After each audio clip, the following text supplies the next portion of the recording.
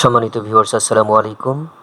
Channel খুঁটিনাটিতে আপনাদেরকে আবারও স্বাগত জানিয়ে শুরু করছি আজকের টিউটোরিয়ালে বন্ধুরা আমি আপনাদের দেখাবো আমাদের এমএস ওয়ার্ডের এই যে রুলার দেখতে পাচ্ছেন, টপ রুলার, তারপরে এবং বামে যে রুলারটি আপনারা দেখতে পান, এই রুলারটি অনেক সময় আমরা যখন পেজ নিতে যাই, আমি দেখাই,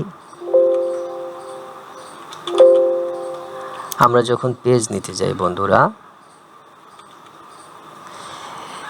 এই যে পেজ আমরা নিলাম, A4 পেজ নিলাম, দেখুন এখানকার মেজারমেন্টটা মিলিমিটারে হয়ে আছে বা অন্য কোনো এরকম পরিবর্তন হয়ে আছে। আমরা সচরাচরে যে টপ এখানে পরিবর্তন হয়ে আছে, পরিবর্তন হয়ে থাকলে সেক্ষেত্রে আমরা এটিকে কিভাবে পরিবর্তন করে ইঞ্চিতে এটা নিয়ে আসতে পারি।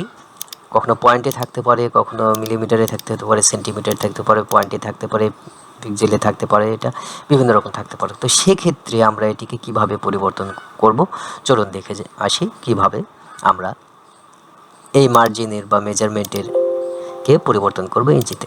তো এর জন্য প্রথমে আমরা কিবোর্ড থেকে অল্টার টি এবং ও বাটনে প্রেস করব। অল্টার টি ও বাটনে প্রেস করলে আমাদের সামনে এমএস ওয়ার্ডের যে কোনো ভার্সনের ওয়ার্ড অপশনটি ওপেন হবে। ওয়ার্ড অপশনটি ওপেন হওয়ার পর আমরা বাম পাশের যেই চার্ট রয়েছে এখান থেকে অ্যাডভান্সে ক্লিক করব। এরপর আবার ডান পাশের যে অপশন চার্ট রয়েছে সেখান থেকে একদম ডিসপ্লেতে চলে যাব। ডিসপ্লেতে গিয়ে আমরা এই যে অপশনটি আছে শো মেজারমেন্ট ইন ইউনিট, এখানকার ইউনিটটাকে আমরা ইঞ্চিতে করে দেবো। ইঞ্চিতে করে দেওয়ার পর আমরা ওকে বাটনে প্রেস করব। তাহলে আমরা দেখতে পাবো যে এখানকার একটা ইঞ্চিতে হয়ে গেছে। যদি ডান পাশে এখানে ক্লিক করি বন্ধুরা, তাহলেই কিন্তু এই যে মেজারমেন্টগুলোতে ইঞ্চিতে চলে এসেছে। আমরা এখানেও দেখতে পাবো যে এগুলো ইঞ্চিতে চলে এসেছে। তো ঠিক আছে বন্ধুরা, টিউটোরিয়ালটি কেমন লাগলো জানিয়ে মতামত করবেন, কমেন্টস করবেন, শেয়ার করবেন এবং পরবর্তীতে এরকম ট্রিক্স পেতে চ্যানেল খুঁটিনাটির সাথেই থাকুন।